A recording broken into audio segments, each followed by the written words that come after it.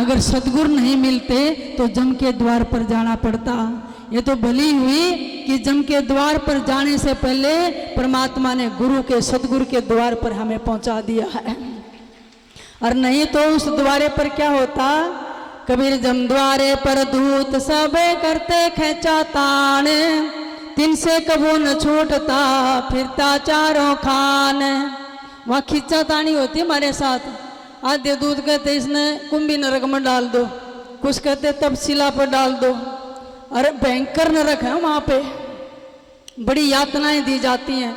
फिर वापिस मृत्यु लोक में अलग अलग निकृष्ट योनियों में उसको डाल दिया जाता है। इतना कष्ट भोगते और कभी छूट नहीं पाते। चारों खानी में हम भटकते, स्वेदज, उद्भज और अंडज और जरेज। लेकिन क्या सदगुरु ने कृपा की, चार खानी में भटकता कबो न लेता पार, सो तो फेरा मिट गया मेरे सतगुरु के उपकार। सतगुरु बंदी छोड़ जी बैठे हैं, इनका उपकार है जो हमारा फेरा मिट दिया, इस चार खानी से छुटवा दिया। इसलिए गुरु की, सतगुरु की भक्ति के बिना किसी जन्म में हमारा कल्याण नहीं हो सकता है। चाहे वो राव हो, रंग हो, अमीर हो, फकीर हो, कोई भी हो। संतों के वचनों में शक्ति होती है, गुरु के वचन में शक्ति होती है। कैसे एक रानी पिछले संस्कारों से किसी संत की शरण में जाती थी, नाम दीक्षा लेकर भजन करती। तो उसने सोचा कि राजा तो इस राग विलासिता में ही फंसकर रह जाएंगे, इनका कल्याण नहीं हो पाएगा। तो उसने कहा कि मैं सत्संग में जाती हूँ, आप भी चला करो। उन्होंने कहा भी तन्ने नाम ले रखा, सत्संग सुनती है तो सबका जरूरी थोड़ा परिवार में। कहने लगी राजन, सबका कल्याण अलग अलग है। तू रोटी खाता तो तेरा पेट भरता है, मैं खाती तो मेरा। आप दीक्षा ले लो, सुबह भक्ति किया करो। कहने लगी मुझे फुर्सत ही नहीं है। लेकिन वो कहती रहती कि इनका कल्याण हो तो एक बार चलो मेरे गुरुदेव जी के पास। तो उसने कहा भी इतना तप किया होगा तभी तो राजा हूं। तो रानी कहने लगी भक्ति बिना तो राजा भी निकृष्ट योनियों में जा सकता है, क्योंकि कबीर साहब भी प्रमाणित करते हैं, कबीरा गुरु की भक्ति बिन राजा वर्षव होए, माटी लदे कुमार की घास न डारे कोए। कहते हैं हो सकता है गधा बन के आए और ऊपर बोझ लदे और कोई भूखा मरे, घास भी ना डाले। कहने से एक दिन राजा ने कहा ठीक है मैं चलूंगा। दर्शन करने गया। कहने लगे महाराज आप ये बताओ, कोई आपके वचनों में ऐसी क्या शक्ति है जो 84 से छूट सकते हैं, मुक्ति हो सकती है, या वैसे पाखंड करते हो? उन्होंने कहा राजन एक दिन आपके राज दरबार में आके मैं उत्तर दूंगा। समय मिला तो वो संत राज दरबार में पधारे। रानी ने अपने गुरुदेव का बहुत सम्मान किया और जैसे दरबार में हाजिर हुए वहाँ सिपाही खड़े थे राजा के कोतवाल। उनसे संत कहने लगे कि राजा को अरेस्ट कर लो। अब राजा का आया गुस्सा, मेरे दरबार में पधारे और कह नहीं राजा को अरेस्ट कर लो। वो हिले तक नहीं। अब राजा को गुस्सा आया तो कहने लगी मेरे को नहीं, इस संत को अरेस्ट कर लो। तो वो राजा का हुक्म था, उन्होंने संत को अरेस्ट कर लिया। संत मुस्कुराए, कहने लगे उत्तर मिल गया? कहने लगे मैं समझा नहीं भी उत्तर क्या? कहने लगे आपके दरबार में आपके वचन में शक्ति थी, मुझे अरेस्ट कर लिया। उस दरबार में हमारे वचन की शक्ति होगी, हम छुड़ा सकते हैं, तुम नहीं छुड़ा सकते हो। इसलिए राजा को ज्ञान हुआ और संत महाराज से दीक्षा लेकर भक्ति की। तो गुरु के वचन में शक्ति होती है, वो उस दरबार में पहुंचा सकते हैं और यम के दरबार से बचा सकते हैं।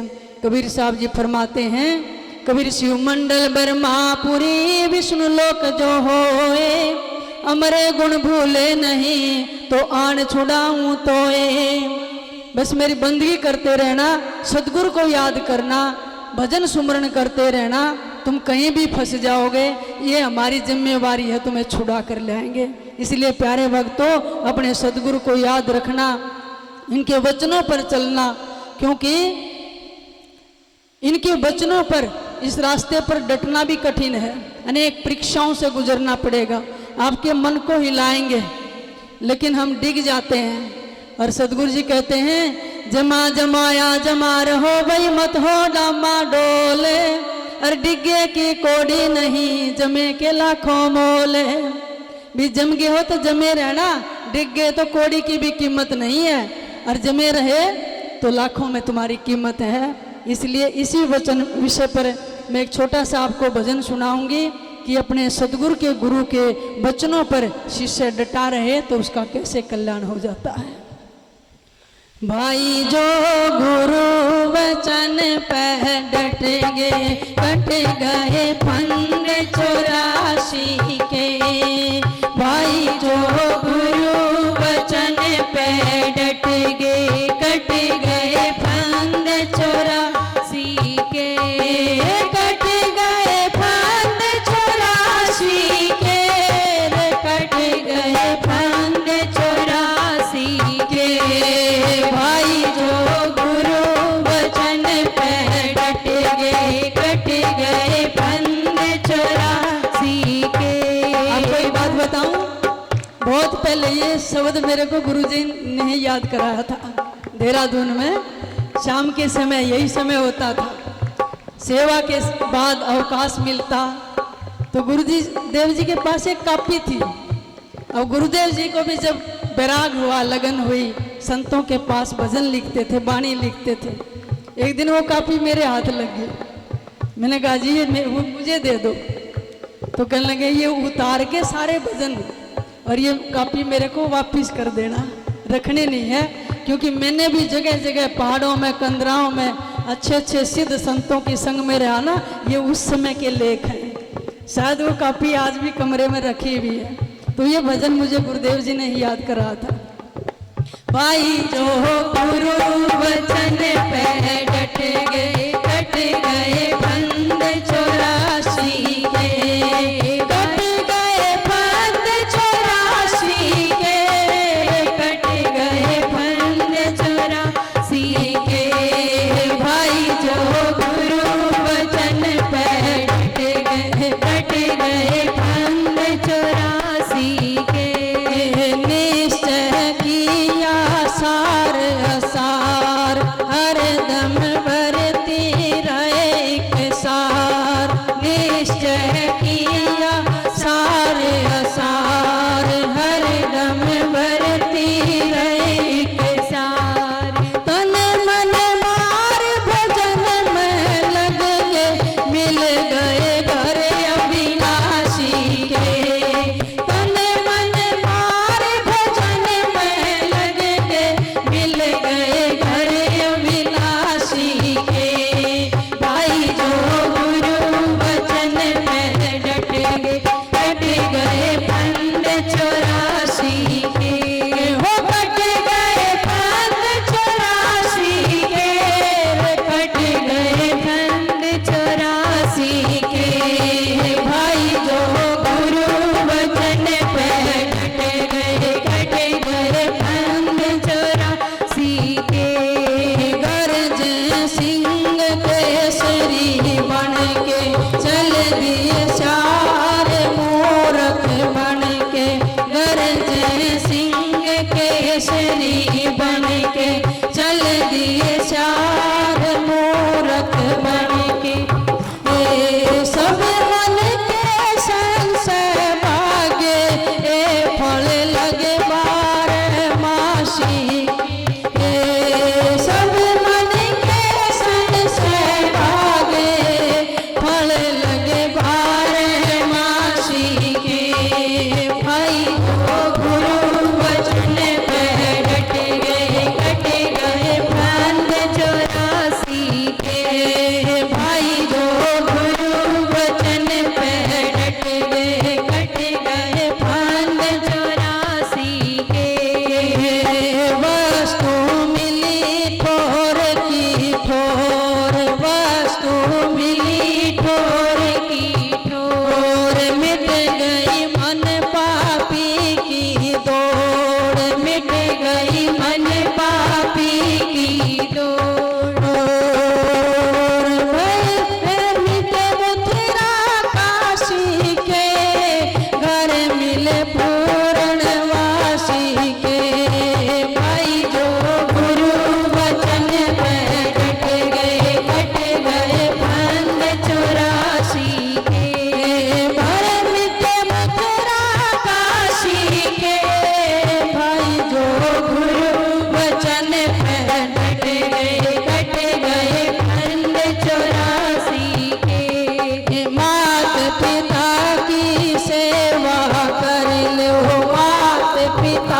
की सेवा कर लो, ऊंच नीच कहने से बच लो, ऊंच नीच कहने से बच लो।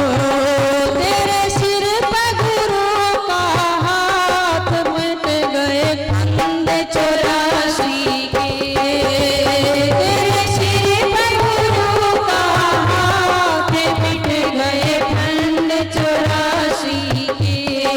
भाई जो गुरु वचन पे डट गए, कट गए फंद 84 के।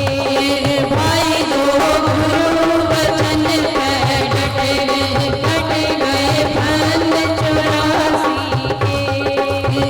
हरि नाम का सुमरण कर लो, हरि नाम का सुमरण कर लो।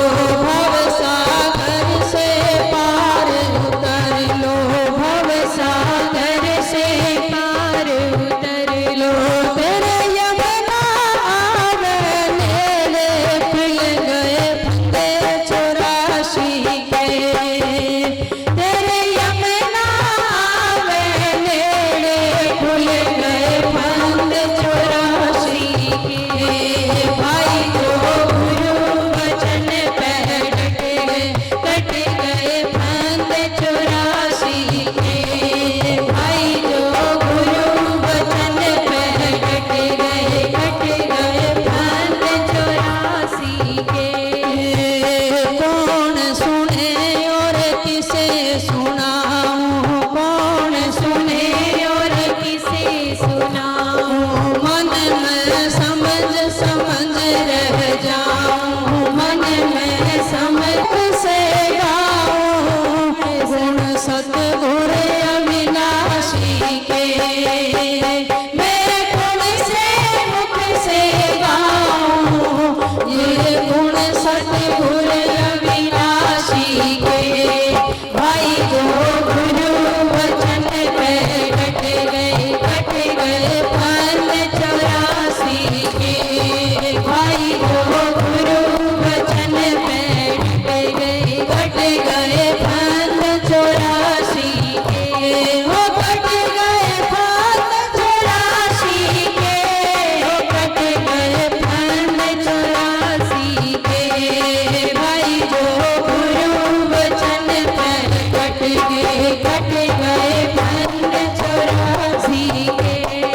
भाई जो गुरु वचन पे डट गए, कट गए फंद 84 के। भाई जो गुरु वचन पे डट गए, कट गए फंद 84 के। बोले सदगुरुदेव भगवान, गुरुदेव भगवान।